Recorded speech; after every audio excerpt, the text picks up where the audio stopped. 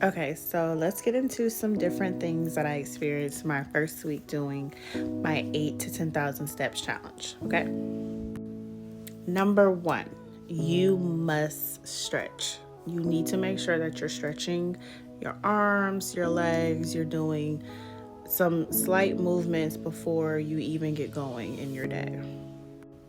Number two, you can calculate your steps any way. Like, you can be at your desk. Like right now, I'm working and I can be doing my steps. I'm trying not to do my steps while I'm doing this video, but while you're at your desk, walk in place. Take different intervals, like when you're on your break. See, I'm at work. Give me a second. Okay, I'm back. So, some other good ways that you can get your steps in is parking the furthest away from the grocery store or any stores you're going into. I know, like, sometimes, especially because it's cold, you want to get the closest park, especially if you have kids. So, I definitely get it. But when you can, or like maybe on your lunch break, try to park the furthest away, and then that way it gives you more steps while you are walking around and running your errands. Next tip, definitely make sure if you don't, it's not a requirement, but to track your steps, you need like a smartwatch. I have a smartwatch, and then, or you need to like keep your phone on you because your phone tracks your steps. So, what I ended up learning, because my smartwatch is not an Apple Watch, so it does not connect to my phone properly. So I have to keep my phone on me if I want my steps to be calculated correctly. And so, yeah, that's just something to be mindful of. Eventually, I'm going to get an Apple Watch, but I've been using this for a while and it just does a good job with me having something on my wrist to keep track of the time.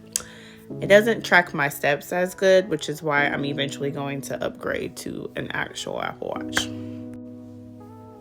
The next tip that I would suggest: break up your steps. Like for me, I try to have like 1,000 to 1,500 steps in before like 10 o'clock. Then I try to do like another 1,000 to maybe 2,000 while I'm at work, which can be difficult, but you know, you could do it on your lunch, you can do it on your 15-minute break. And sometimes I'll get up and do just some small exercises here at my desk, or I will, walk in place as I've stated previously. And that helps me to get some steps. Then when it's time for me to go get the kids, sometimes we're running errands, we go to the park. As a parent, we're always chauffeuring our kids around. When you're doing those different things, try your best to keep your phone on you so that you can track your steps, especially when you're going uphill places and downhill places, because with the iPhone app, it tracks how many floors that you're climbing as well. You must stay hydrated. So that means water intake has to be increased because you're moving your body a lot more. And you want to make sure that you're drinking, I think it's like half of your body mass or something like that. Don't quote me on that. I'll double check that. But yeah, you want to make sure you're drinking a lot of water because you're moving a lot, and so it's easier to get dehydrated. You could include electrolytes, which is something that I'm still working through, trying to figure out the best one that works for me. So far, I think Bloom is my favorite. So yeah, stay hydrated. Also, it is completely okay to take breaks and to work yourself up. I'm really pushing myself doing 8,000 to 10,000 steps, but it's okay to start off doing smaller goals like 3,000, 4,000, 6,000. You can start with a certain goal a week and then build yourself up from there. And that's completely okay. With your steps challenge, you still want to be mindful of the things that you're eating. Me personally, I'm trying to stick to my intermediate fasting. It gets difficult sometimes when there are things that throw off your day, like appointments or kids being out of school. But for the most part, you want to make sure that you are following a routine. You're getting your protein in, you're getting your, hold on, sorry y'all, got distracted. Look, I'm trying to get this video done, so I don't even remember what I said, but I think I was talking about water intake. So just make sure that you are getting your water intake, get your liquid IV, whatever you need to make sure you're staying hydrated. Number 2. This is a number 2.